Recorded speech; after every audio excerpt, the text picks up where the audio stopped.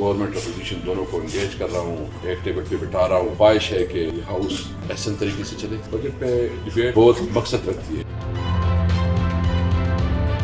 लोगों की जेब खाली है तो ये बजट जाली। ये बजट एक दफा फिर महंगाई आसमानों तक पहुंचाएगा, मजीद बदहाली आएगी। मुट्ठी भर लोग निचोड़ कर इस मुल्क की दौलत अपने लिए अरबों की जायदादें बना रहे हैं। मुस्लिम लीग नून की तो हुकूमत पूरे पाकिस्तान में थी, मैंने सिर्फ पंजाब के मंसूबों का जिक्र सुना। अच्छा रवैया नहीं था दोनों तरफ से। मैं पुलिस को कंडेम करता हूँ। गाली गलोच नहीं होनी चाहिए ताकि लड़ाई और फसाद ना हो। पार्टी लीडरशिप्स की जिम्मेदारी है कि वो अपनी अपनी पार्टी के जो लोग हैं उनको कंट्रोल करें। हुकूमत और अपोजिशन एक मुआहदे पर पहुंच गए हैं। मैं तो बिल्कुल तैयार था, इनके पास नंबर ही पूरे नहीं है। आज ये फिर बैक मार गए, जो इनकी पहली हरकत है फिर वही वापस नहीं निकाली।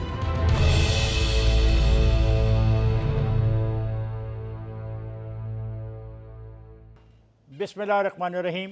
इफ्तिखार अहमद आपको डीएनए के स्टूडियो से खुशामदीद कहता है। मेरे साथ सलीम बुखारी साहब, अंजम रशीद साहब और जावेद इकबाल साहब तशरीफ़ रखते हैं। हमारे पास जो आज 4 मौज़ूआत हैं उनमें बजट पास करके दिखाओ, शहबाज शरीफ का हुकूमत को चैलेंज, डिप्टी स्पीकर को बचाने की कोशिश, अपोजिशन से तहरीक अदम एतमाद वापस लेने की ख्वाहिश का इजहार किया है हुक्मरानों ने। और अगली जो कहानी है, अगली जो स्टोरी है, अगला जो मौजू है, इलेक्शन कमीशन ने ये कहकर हुकूमत को मुश्किल में डाल दिया है कि आपने जो इंतखाबी इस्लाहात के बिल में 28 सिक्कों पर मुझे इतराज़ है। ये इलेक्शन कमीशन का मौक़िफ़ है, उनका कहना है। और सबसे आखिर में हमारे पास है बलूचिस्तान के बहुत से इलाकों में आज मुकम्मल हड़ताल थी। हड़ताल क्यों हुई और कैसे हुई? बुखारी साहब, मैं आपसे कहूँगा कि आप चूँकि जो बजट पास करा के दिखाओ शहबाज शरीफ का चैलेंज, मुझे तो ऐसे लगता है क्योंकि ये चैलेंज उन्होंने जो हम सुन रहे हैं कि जो डिप्टी स्पीकर के ख़िलाफ़ है फैसला, वो भी वापस लेते फिर हैं, तो ये क्या कर लेंगे? देखिए, गुजारिश ये है खान साहब, जो स्पीच थी उनकी काफ़ी लंबी थी, उन्होंने बड़ी तफसील के साथ वो तकरीर की है। असद उमर ने अभी उनके स्पीच के पहले 5 पॉइंट का हिसाब दिया है। अल्लाह जाने अब तक क्या हो गया होगा। जी, मैं उसी पर आ रहा हूँ। उन्होंने अपनी तकरीर के दौरान अपने अहद का, यानी नवाज शरीफ के अहद हुकूमत का, और अपना मुआजना एक पेश किया कि उस पर सूरत हाल क्या थी और अब सूरत हाल क्या है। बहुत से पॉइंट उन्होंने ऐसे बताए हैं, चाहे वो एजुकेशन से मुतल्लिक हैं, चाहे वो हेल्थ से मुतल्लिक है, चाहे वो दानिश स्कूल से मुतल्लिक हैं, जितने भी उनके दौर के प्रोजेक्ट्स थे उनके हवाले से उन्होंने कहा कि जी, एक तो ये कि हुकूमत ने उन सब को अंडू कर दिया जो ही आई। सबसे पहला काम ये किया कि जितने हमारे अच्छे काम थे वो सारे उन्होंने अंडू कर दिए और अपनी नई दरफुंतनियाँ छोड़ी। ये मैं जिस्ट बता रहा हूँ आपको जो शहबाज शरीफ की तकरीर की है। दूसरी बात वो ये कहते हैं कि जिस तरीके से आपने कानून साजी की है और जिस तरीके से आपने बुलडोज़ किया है, ये आइन के साथ बराए रास्त मुतसादम है, और उसकी उन्होंने काफ़ी तफसील भी दी है। दूसरी बात यह है कि वो शौकत तरीन को कोट कर रहे हैं और वो ये कह रहे हैं कि जी, खुद उन्होंने भी कह दिया है कि IMF का जो प्रोग्राम है अब उसको तर्क करना मुमकिन नहीं है। यानी जो कंडीशनैलिटी भी अब IMF की होगी, इस हुकूमत को वो मजबूरन माननी पड़ेगी। Last but not the least, उन्होंने कहा कि जी, आपने ये दावा किया कि हमने कोई नया टैक्स नहीं लगाया और 383 अरब के टैक्स ठोक दिए और बजट से तीसरे दिन जो है पेट्रोल की कीमतें बढ़ा दी, जिससे हर चीज़ की कीमत बढ़ेगी। असल में जो उनकी तकरीर का जो ऑब्जेक्टिव था वो ये कि अपने दौर के जो मंसूबे थे, उन्होंने बिजली के कारखानों का दिफा किया। उन्होंने कहा जनाब, ये वाहद सोर्स थे जिसकी वजह से पाकिस्तान में लोड शेडिंग का अजाब ख़त्म हुआ। दूसरी बात उन्होंने की कि ये हमारी हुकूमत ने या हमने कर्ज़े लेके नहीं लगाए थे, ये चाइना की इन्वेस्टमेंट थी। तो इस तरह की उन्होंने तमाम जो अपने दौर के जो उनके नज़दीक गुड पॉइंट्स थे उनको हाईलाइट किया। और दूसरी बात यह है कि उनका ये मौक़िफ़ है कि जो रवैया है हुकूमत वक्त का, चाहे वो पॉलिसी मेकिंग के एतबार से है, बजट और मईशत का, चाहे वो गवर्नेंस का है, वो रवैया दुरुस्त नहीं है। यानी वो कहना ये चाह रहे थे कि ये अवामी रवैया नहीं है। चैलेंज उन्होंने इसलिए किया है कि उनका ख्याल ये है कि किसी भी तरह से हुकूमत या हुकूमत के वज़ीर ख़जाना साहब जो हैं, अपनी मईशत के जो प्लान्स हैं, प्रोग्राम्स हैं, जो इस वक्त उनकी परफॉर्मेंस है, उसका दिफा नहीं कर सकते। वो बहुत बुरी सूरत हाल में इकॉनमी इस वक्त फंसी हुई है। लास्ट आखिरी जुमला, फिर उन्होंने कोविड का मुआजना किया डेंगू के साथ कि how the government should have responded. उनका ख्याल ये है कि ताख़ीर की गई है। उनका ख्याल ये है कि जो वैक्सीन थी उसको मंगाने में, प्रोक्योर करने में और आवाम को लगाने में जो ताख़ीर की है, इसकी भी मिसाल उन्होंने डेंगू के साथ दी कि कैसे हमने इतने बड़े, वो भी एक तरह से पेंडेमिक था, उसका मुआवजा किया। तो ये वो वजूहात हैं जिसकी बुनियाद पे वो कहते हैं कि अगर गरीब आदमी की जेब खाली है, टैक्स लग गए हैं, तो ये हुकूमत हमें ये बिल पास करके दिखाए।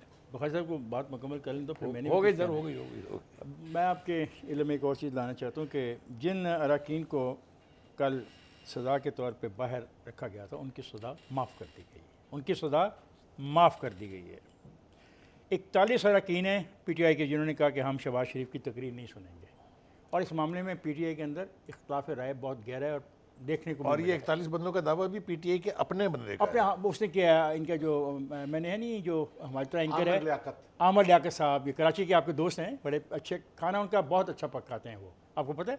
जिसने अच्छी मुतासर नजर आते हैं। नहीं, मैं तो हूँ उनसे, मैं से भी बड़ा मुतासर हूँ, मैं आमर लियाकत से भी बड़ा मुतासर हूँ, मैं ऐसे तमाम दोस्तों से बड़ा मुतासर हूँ जिन्होंने जदोजहद की हो, जिन्होंने स्टूडेंट लीडर से आगे आए हों, आवाम की खिदमत की हो, एक ज़बान बोलने वालों के लिए अपनी जाने दी हों। मैं उनका एतराफ़ करता हूँ, आमर लियाकत उनमें से एक है। ये कोई बात कहीं और निकल जाएगी, बात नहीं है, मैं वापस आओ, बजट पास करा के दिखाओ। क्या मुमकिन है इस अपोजिशन से जो एक ऐसा कागज़ दे दिया, सुना है कासिम सूरी के लिए, जिसके ऊपर एक फौत हुए दहशत के थे, एक आदमी की दहशत थे। खान साहब, बात पता क्या है, आपके पॉलिटिकल सिस्टम का डायलेमा क्या है? जो सबसे बड़ा डायलेमा ये है कि आज तक आपकी किसी पॉलिटिकल लीडरशिप, वो किसी भी पार्टी से है, उसने आज तक उसमें इतनी ना कैपेसिटी हुई है, ना हौसला हुआ है कि अपनी गलती को माने। एक हमेशा इन्होंने, चाहे पीपल्स पार्टी की हुकूमत है, चाहे मुस्लिम लीग नून की हुकूमत है, चाहे PTI की हुकूमत है, ये सब हुकूमतों के लीडर टीवी पर आते हैं और मज़े से जस्टिफाई करते हैं अपनी हर पॉलिसी को।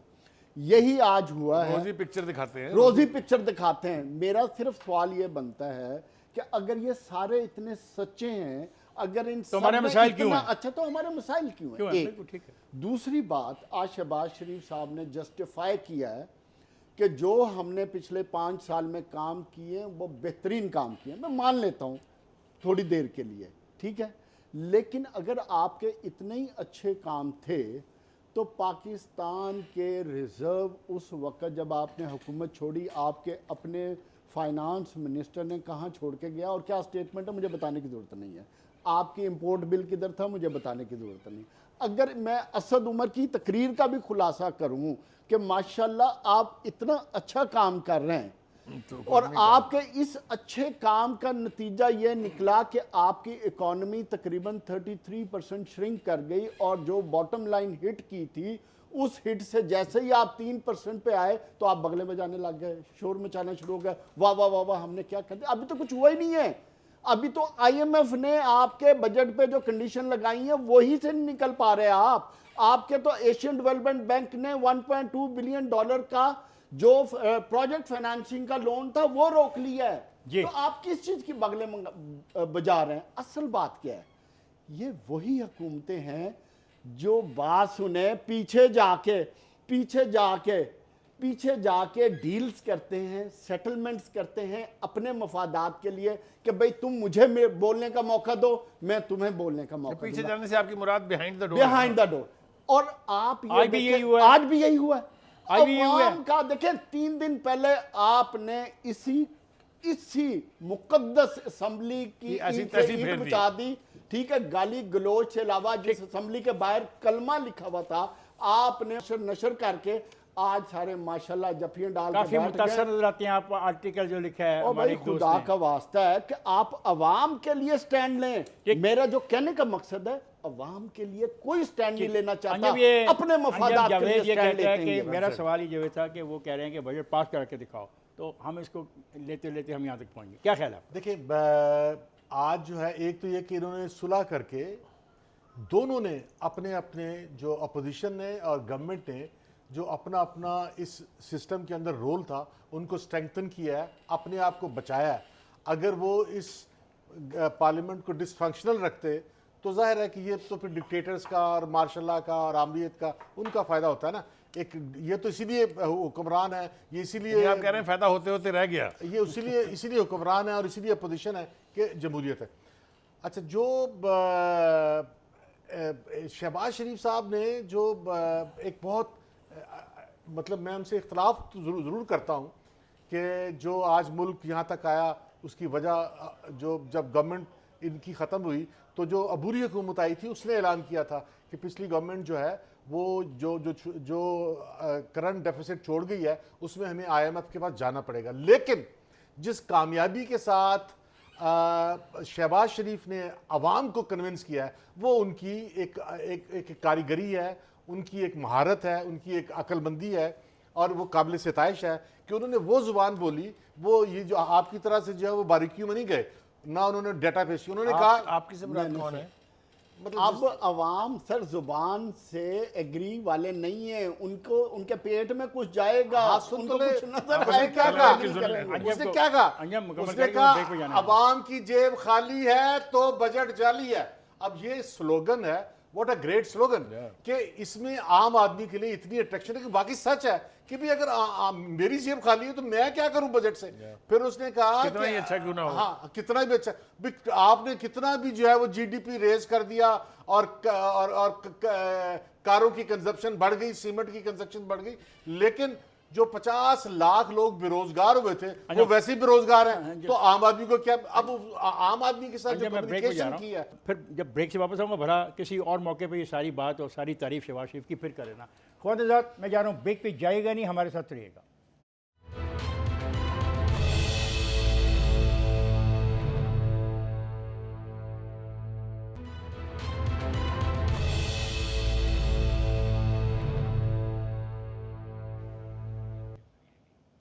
वेलकम है ख्वाजात।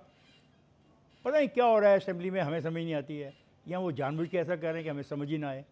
अगर आवाम को बातें समझ आने लगी तो इन हुक्मरानों के लिए और इन सियासतदानों के लिए मुश्किलात तो पैदा होती हैं ना। जैसे जावेद ने कहा कि अगर सभी अच्छे हैं तो इतने सालों से ये मामलात को क्यों नहीं संभाल सके और हम इस गुर्बत और इस अदालत की ज़िंदगी क्यों देख रहे हैं और क्यों उसमें से गुजर रहे हैं। आज वो डिप्टी स्पीकर का मसला आया, इन्होंने चंद दिन पहले कहा हम वोट ऑफ नो कॉन्फिडेंस ला रहे हैं, आज उन्होंने कहा कि हम वोट ऑफ नो कॉन्फिडेंस लाते हैं। जो माहौल में कोई बेहतरी नज़र आती है ये किसी समझौते का नतीजा है।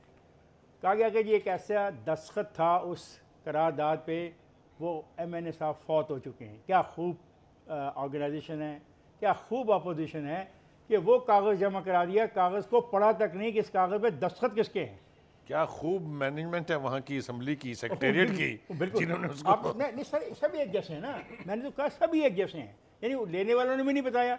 अब सूरी साहब अब नारे मार रहे हैं, सूरी साहब ने कहा इनके पास वोट ही नहीं थे इसलिए वापस लिए। और दूसरी तरफ आज शहबाज शरीफ साहब बड़े खुश हैं, कहते हैं मैं मुतमिन हूँ आज जो हुआ। इसी तरीके से जो कायदेवान है उसकी तकरीर में भी कोई हंगामा नहीं होना चाहिए। एक बात मैंने भी नोट की है शहबाज शरीफ साहब की तकरीर में 3 घंटे बोले हैं आज और कोई रुकावट नहीं आई, खुश तो होना है। लेकिन एक बात मैंने महसूस की कि अपनी बात की है, पाकिस्तान मुस्लिम लीग नवाज़ की बात की है। अपोजिशन का नुक्ता निगाह मुझे नज़र नहीं आया कि लीडर ऑफ द अपोजिशन ने कोई फ़िक्र ऐसा कहा हो कि हमारा ये मुतफ़िका मुतालबा है या हम मुतफ़िका तौर पे इसमें ये ख़राबी समझते हैं। इसका मुझे अफसोस रहेगा। ठीक है, आपको हक़ है अपनी जो कारकर्दगी इसको दिखाएं, लेकिन कारकर्दगी आपकी पंजाब तक ज़्यादा महदूद है। बाकी सूबों में आपकी कारकर्दगी का ना आपने जिक्र किया और ना मेरे ख्याल ऐसी कोई कारकर्दगी थी। जी आप क्या कहेंगे जावेद? बात यह खान साहब आपने जहाँ बात ख़त्म की मैं उसी से आगे बढ़ाऊँगा। शहबाज शरीफ की तकरीर बुनियादी तौर पे मेरे नज़दीक लीडर ऑफ अपोजिशन की तकरीर नहीं थी, वो तकरीर थी as a ex chief minister Punjab और उसकी परफॉर्मेंस की। उन्होंने जितनी बातें की, चाहे वो एग्रीकल्चर के रिलेटेड थी, चाहे वो एनर्जी के रिलेटेड थी, चाहे मैनेजमेंट के रिलेटेड थी, चाहे डेवलपमेंट के रिलेटेड थी, उन्होंने एज ए चीफ मिनिस्टर जो जो अचीव किया उसकी बात की। आपकी बात बिल्कुल ठीक है, अपोजिशन का कहीं जिक्र ही नहीं है। इसलिए जिक्र नहीं है, बात यह है कि ये वो लोग हैं जो अपनी अपनी ही पार्टी की प्रोजेक्शन के लिए बैठे हैं। इनके नजदीक मुल्की मफाद बाद में आता है। जब मैं रुकूंगा, असद उमर साहब ने, असद उमर की भी जो बात थी, मैं आता हूं उसी बात पे। इमरान खान से बाहर नहीं निकल रहा था वो भी। खान साहब, बात यह है कि असद उमर या PTI की हुकूमत या इवन इमरान खान के पास भी यही वतीरा है। उनको भी मुल्की मफाद से कहीं कोई गर्ज नहीं है। उनको गर्ज और जो उनके मफादात का तरीका ये था कि वो अपने अपने मफादात की तहफ़्फ़ुज़ कर रहे थे, और ये जो हल्ला गुल्ला इन्होंने किया ये तो ऐसे लग रहा था जैसे प्लान था, ये आवाम को बेवकूफ़ करने के लिए था, ये एक स्टोरी बनाई गई। और आपने देखा एकदम वो झाग की तरह सारा किस्सा ज़मीन पे बैठ गया, लोग साहब ने हाथ जोड़े और खुशी खुशी चले गए। इसमें एक बड़े अहम नुकता है कि ये कैसे माफ़ कर दिया, क्या उन्होंने क्या तौहीन नहीं की, क्या वायलेशन नहीं की थी जो असेंबली के कवायद। देखिए, गुजारिश ये है कि एक तो हमें कासिम सूरी साहब का रवैया देखना पड़ेगा कि आज की बात नहीं है, परसों का झगड़ा नहीं है सिर्फ तरसों का। इससे पहले 2 दफ़ा opposition was about to move vote of no confidence against him, इसलिए कि उनका जो तरीकाकार है इजलास चलाने का वो पार्टी के एक यानी कोऑर्डिनेशन सेक्रेटरी की तरह का है, deputy speaker of national assembly का नहीं है। तो एक तो ये नहीं है कि ये अचानक आउटबर्स्ट हुआ है, पहले भी अपोजिशन ने 2 दफ़ा कोशिश की, एक दफ़ा तो ऑलमोस्ट दरख्वास्त जमा हो गई थी वोट ऑफ नो कॉन्फिडेंस की। I hope everybody remembers that. एक तो ये है, उनको अपना रवैया चेंज करना पड़ेगा, इस तरह से हाउस नहीं चलते। दूसरी बात यह है कि ये भी हमने देखा कि जब भी कोई डिफ़िकल्ट सूरत हाल आती है, स्पीकर साहब चुपके से आँख दबा के मैं दूसरा जुमला नहीं जो रवायती तौर पर कहा जाता है कि दबा के भाग गए, आँख दबा के भाग गए और इन पर छोड़ जाते हैं, और इनकी हैंडलिंग बहुत बुरी है।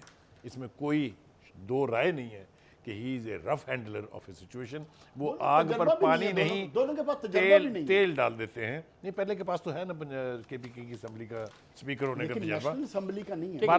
हैविंग सेड दिस, मैं अपनी बात पूरी कर लूँ ना जनाब। दूसरी बात यह है कि जहाँ अपोजिशन के पास इस तरह की एक जो डेड MP है उसके दस्तखत थे, दूसरी तरफ मैं आपको बिल्कुल ईमानदारी से ये कह रहा हूँ कि हुकूमत बहुत डरी हुई थी, इसलिए कि जहांगीर तरीन ग्रुप मौजूद है और खुफिया वोटिंग में उनका ख्याल ये था कि कहीं ऐसा ना हो ये पास ही हो जाए। तो इस वजह से सुलह की तरफ जाने का इनिशिएटिव हुकूमत का है, ये याद रखें मेरी बात, अपोजिशन का नहीं है। और अपोजिशन का जो सबसे बड़ा मुतालबा था कि जो 2 कानून उस दिन बुलडोज हुए थे वो वापस लिए जाएँ। शहबाज शरीफ ने अपनी तकरीर में भी कहा कि वो आइन से मुतसादिम है, और अब इसका सलूशन ये निकाला गया कि 6 अरकान पर मुश्तमिल कमेटी बन गई है जो रिव्यू करेगी उसको। मेरा नहीं ख्याल कि अपोजिशन इसके ऊपर कभी कंप्रोमाइज़ करेगी कि उन कवानीन को दोबारा हाउस में लाए बगैर और कोई चाराकार है, इसलिए कि वो जो दोनों कवानीन हैं वो इतने खौफनाक हैं अपने अंदर कि उसके ऊपर जब तक ऐवान में डिबेट नहीं होगी, जब तक कंसेंसस नहीं होगा उनका पास होना, ये ना हुकूमत के हक में है, ना अपोजिशन के हक में है, ना पाकिस्तान की अवाम के हक में। अच्छा, मेरा कहाँ खड़े हैं हम इस वक्त? मेरा ख्याल ये है कि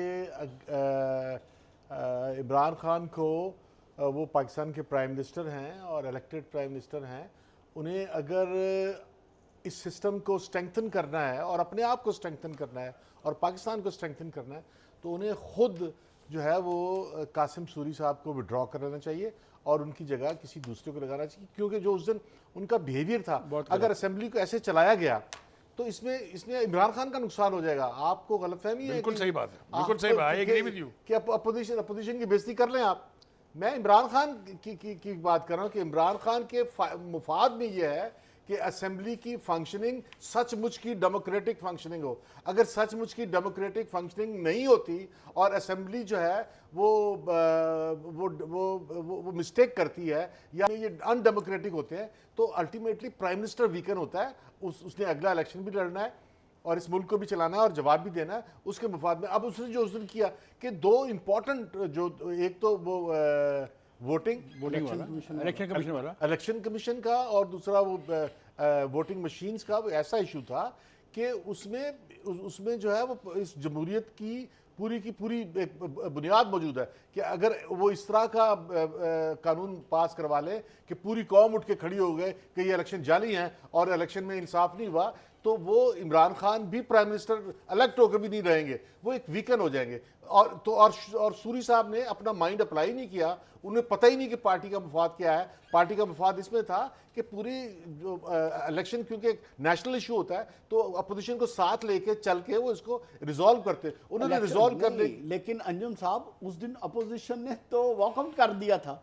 जैसे जब टेबल हुई है, जब सुना नहीं गया, जब बदतमीजी की गई तो अपोजिशन। जावेद, बात यह है जब बिलावल ने तकरीर की और बिलावल ने कहा कि इतनी जल्दी मत करें, इन तमाम मामलात पे हम डिबेट करते हैं, इसको समझने की कोशिश करें। इतनी जल्दी तो नहीं थी ना, कल इलेक्शन काउंटिंग हुई है, नहीं देखो इलेक्शन काउंटिंग क्या है, ऐसी काउंटिंग। देखो 2 चीज़ें हैं, तुम्हारे पास अगर ताकत है, तुम्हारे पास नंबर ज़्यादा हैं, तो तुम इस मुल्क को डिक्टेटर के तौर पर चलाना चाहते हो, तुम्हारी मर्जी है। अंजम की बात में बहुत वजन है कि अगर ये पार्लियामेंट ख़त्म हो जाती है, बदमज़गी में चली जाती है और इस पर इतमाद लोगों का बिल्कुल, लोग गलियों में बाज़ारों में कहते हैं कि जनाब ये जो स्पीकर और डिप्टी स्पीकर है ये इस काबिल ही नहीं है कि इसको चलाए, तो फिर जो नुकसान होगा इमरान का होगा, किसी और का नहीं होगा। और फिर ऑब्जेक्टिव तो ये हुआ ना कि तमाम पॉलिटिकल पार्टीज को, लीडर्स को जो असेंबली में है वो पॉलिटिकल मैच्योरिटी का मुजाहरा करें। मैं ये कह रहा हूं कि अगर कोई ऐसा कानून पार्लियामेंट मंजूर कर दे जो इतना डिफेक्टिव हो कि कल पूरी कौम उठ के कि इलेक्शन जाली था, अगर इलेक्शन होने के बावजूद कौम कह दे इलेक्शन जाली था तो प्राइम मिनिस्टर उड़ जाएगा ना। मैं जा रहा हूं, ब्रेक पे जाएगा नहीं, हमारे साथ रहेगा।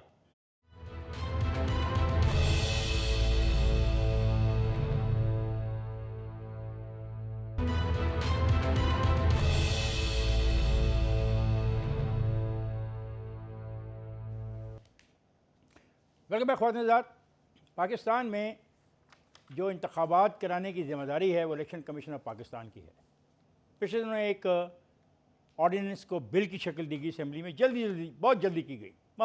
इधर आया उधर सारी क्लासेस पढ़ के ये आई और नो में मामला ख़त्म कर दिया गया। जिसने इलेक्शन करवाना है, जिस अथॉरिटी ने, उसने कहा जी कि हमें इस बिल की 28 शिकों पर इतराज़ है। 28। अब आप अंदाज़ा लगा लें कि अगर उनके एतराज़ात का जवाब ना दिया गया, उनको हल ना किया गया, तो जब कभी भी इंतखाब होगा तो उस इंतखाब को कौन तस्लीम करेगा, नताइज को? बहुत मुश्किल हो जाएगी। ये बुखारी साहब, ये क्या सूरत हाल होगी? पहली बात तो ये है कि अपोजिशन का मुतालबा ये था कि ये काम जो है हुकूमत बराह रास्त नहीं कर सकती। इसे चाहिए कि वो इलेक्शन कमीशन से कहे कि ये तजावीज़ जो हैं वो पार्लियामेंट को भेजे, पार्लियामेंट के अंदर उसके ऊपर कानून साजी हो, तब ये काबिल कबूल होगा अपोजिशन के लिए। दूसरी बात यह है कि इलेक्शन कमीशन जिसने इस पर अमल दरामद कराना है वो ये लिस्ट करके बाकायदा 28 शिकें दे रहा है जिस पर उसको एतराज़ है, जो सारी आइन से मुतसादम है और रवायात से मुतसादम है। इसको भी छोड़ दीजिए। वोटिंग मशीन जो बनाए हैं, जिन्होंने डेवलप की है, जिन्होंने प्रेजेंटेशन दी थी प्राइम मिनिस्टर को भी, उनमें से एक इंजीनियर ने एक इंटरव्यू दिया, वो आपके भी इल्म में है, मेरे भी इल्म में है, जिसने कहा है कि इससे ज़्यादा आसानी से धांधली नहीं की जा सकती इलेक्शन में, इसलिए कि 3-4 मुख्तलिफ स्टेजेस पर हर आदमी जो जानना चाहेगा उसे पता होगा कि किसने किसको कितने वोट डाले। लिहाजा मनूवरिंग ऑफ इलेक्शंस या रिगिंग ऑफ इलेक्शंस आसान हो जाएगी।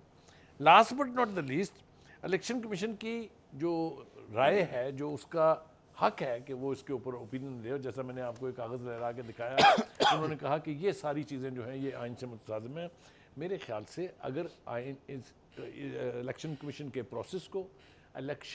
प्रोसेस को आपने क्लीन और ट्रांसपेरेंट करना है तो फिर आपको इस किस्म की हरकत नहीं करनी चाहिए। वज़ीर आज़म साहब ने तो ये इरशाद फरमा दिया है कि धांधली रोकने का वाहिद तरीका वोटिंग मशीन है। वोटिंग मशीन बनाने वालों में से एक कह रहा है कि धांधली करने का इससे ज़्यादा आसान तरीका कोई और है ही नहीं।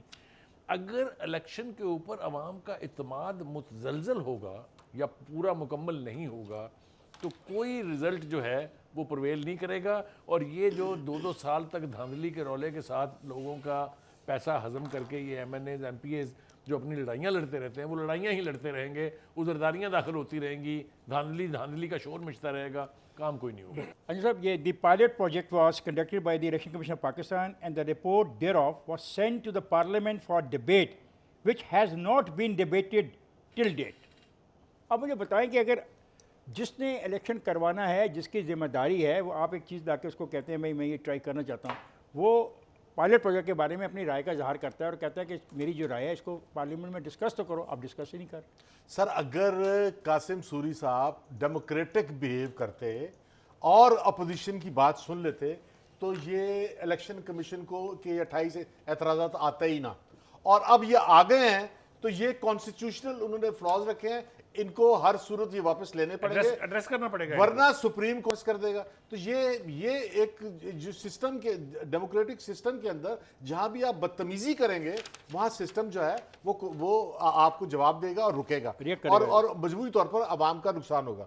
लेकिन असल मसला ये है कि इमरान खान साहब पाकिस्तान में एक ख़ास एक जो पढ़ी लिखी मिडिल क्लास है उसको रिप्रेजेंट करते हैं, जॉगर वाले, जीन वाले बच्चे और ये जो लोग अब जो लोग पाकिस्तान से बाहर गए हुए हैं, जॉब कर रहे हैं, वो पाकिस्तान की मिडिल क्लास है, वो और इमरान खान अपनी पूरी बजट में भी और पूरी तकारीर में भी और पूरी फिलॉसफी में भी इसी मिडिल क्लास को प्रोटेक्ट कर रहे होते हैं। और इमरान खान का ये ख्याल भी है, और मैं समझता हूँ वो दुरुस्त ख्याल है, कि जो पाकिस्तान से बाहर तारकीन वतन हैं, जो वहाँ पैसे कमा रहे हैं और मिडिल क्लास में खाते पीते लोग हैं, वो इमरान खान का वोटर है। इमरान खान वो अपने 1.25 करोड़ वोटर को पिछले तो 90 लाख थे, अब आपने 100 करोड़ कर दिए यार। उसकी वजह पता क्या है? उसकी वजह यह है कि 50-1 लाख, ठीक है मान लेते हैं, आपकी 90 लाख वाली बात भी ठीक है, 100 करोड़ वाली ठीक है। सुन ले कि अब सऊदी अरब में 50 लाख लोग थे जो बड़ी तादाद में वापस आ गए। अंजम में तो मान लिया आते जाते लोग, ये तकरीबन 1-1.25 करोड़ लोग हैं। तो अगर ये करोड़ 100 करोड़ में 25 लाख का फर्क है, 25 लाख के इलेक्शन इधर से उधर चला जाएगा। तो 25 इलेक्शन और 1 करोड़ में पूरा इलेक्शन उलट पलट हो जाएगा। वो करोड़ के बारे में बात में इमरान खान अगर ये हो जाता है तो इमरान खान बिल्कुल श्योर शॉट इलेक्शन अगला जीत जाएगा। अच्छा, बात पता क्या है जवेद, एक से पहले कि आप भी बात करें, ये जो बात कर रहे हैं ना, तारीख की वतन की बात कर रहे हैं ना आप। हाँ जी, हाँ जी। उन्होंने आज एक और ऐलान कर दिया, उन्होंने कहा हम अपनी एक पॉलिटिकल पार्टी बना रहे हैं और हम इलेक्शन लड़ेंगे। छोटा सा ग्रुप है ना, अच्छा, मजबूत तौर पे तो इमरान खान के साथ है। जी साहब, देखें, ये कि हुकूमत को ये समझना चाहिए कि जब इलेक्शन होने हैं तो उन्होंने एज ए हुकूमत इलेक्शन नहीं लड़ना, उन्होंने एज ए पार्टी इलेक्शन लड़ना है, और इसी तरह इलेक्शन लड़ना है जिस तरह बाकी पार्टियों ने लड़ना है। तो इसलिए जो इमरान, उस वक्त कोई चीज़ पर ग्रांटेड नहीं होती, कोई चीज़ ग्रांटेड नहीं होती, पहली बात। दूसरी बात यह है कि इमरान खान 1 साल से इलेक्शन रिफॉर्म्स की बात कर रहे हैं, अपोजिशन उन बातों में आ नहीं रही, ना कोई सॉलिड तजावीज़ दे रही है, ना उनके साथ कंप्रोमाइज़ कर रही है। उसका रिज़ल्ट क्या आया? उसका रिज़ल्ट ये आया कि चूँकि इनके पास, इन्होंने बड़ी जल्दी में आके 8 जून को पार्लिमानी कमेटी में ये जो अमेंडमेंट्स थी उनकी अप्रूवल ली। असल ये 2 अमेंडमेंट्स है जिस पे अपोजिशन को ज़्यादा एतराज़ है, बाकी इतने बड़ा इशू नहीं है। एक ओवरसीज़ वाला और एवीएम मशीनों वाला। 8 जून को जल्दी में इन्होंने पास कराया और फिर 10 जून को फिर दोबारा जल्दी में पास करा के उसको साइड पे कर दिया। लेकिन उससे बड़ी सिचुएशन ख़राब कैसे होती है? ख़राब तब होती है जब 15 जून को इलेक्शन कमीशन अपनी वो अमेंड, क्योंकि वो हुकूमत ये समझती है कि इलेक्शन कमीशन कॉन्स्टिट्यूशनली उनके अंडर है और पार्लियामेंट के अंडर है। पार्लियामेंट जो अमेंडमेंट करेगी इलेक्शन कमीशन को ये बाउंड है उस पर अमल करने के लिए। लेकिन इलेक्शन कमीशन ने कहा कि ठीक है, हम पार्लियामेंट के कॉन्स्टिट्यूशनली अंडर हैं, लेकिन ये फ्लॉज हैं जो इलेक्शन कमीशन की सॉवरेनिटी को चैलेंज करते हैं। जब तक आप इन फ्लॉज को पूरा नहीं करेंगे, कानून साजी नहीं करेंगे, उस वक्त तक नहीं होगा। हम नहीं मानेंगे, हम नहीं मानेंगे। यही वो वजूहात हैं जिसकी वजह से ये सारी चीज हो गई। तो असल फिर आखिरी बात कह के मैं बात खत्म करता हूं। देखें, बात यह है कि ये हुकूमत को सोचना पड़ेगा, ये अकेले में इलेक्शन रिफॉर्म्स नहीं कर सकती। अगर वो कर भी जाती हैं, इन हालात के बावजूद, इन अमेंडमेंट के तहत अगर आप इलेक्शन कराएंगे तो उस इलेक्शन को किसी ने बात यह है कि कंट्रोवर्शियल हो जाएंगे इलेक्शन। बात यह है कि प्राइम मिनिस्टर जो है वो इस इलेक्शन कमीशन के बारे में जिस राय का इज़हार माजी में कर चुके हैं ना कि सब के सब इस्तीफा दें, उसको भी यार आपके ज़हन में होना चाहिए। इसका मतलब है उनको इलेक्शन कमीशन पे सिरे से कोई इत्मीनान है ही नहीं। तो आप उनसे ये मुतालबा कर रहे हैं कि जो ये 28 आप उनसे ये तवक्को कर रहे हैं, आप उनसे ये तवक्को कर रहे हैं कि जो इलेक्शन कमीशन ने 28 खामियों की निशानदेही की, जिसमें आईनी आर्टिकल्स भी उन्होंने मेंशन किए हैं, वो उनको मान लेंगे। अगर मान लेंगे तो अच्छी बात है। तो फिर बात वही आई ना, मानना पड़ेगा। एक सेकंड, ना प्राइम मिनिस्टर इलेक्शन कमीशन को मान रहा है, ना प्राइम मिनिस्टर अपोजिशन को मान रहा है। तो फिर मेरा ख्याल है कि बनी गाला में बैठ के अमेंडमेंट्स करें और अनाउंस कर दें। अगर प्राइम मिनिस्टर नहीं मानेगा तो सुप्रीम कोर्ट बनवा लेगा। His point is absolutely valid. उठा के बैठ देगा। अगली स्टेज है ना। मैं जा रहा हूँ ब्रेक पे, जाएगा नहीं, हमारे साथ रहिएगा।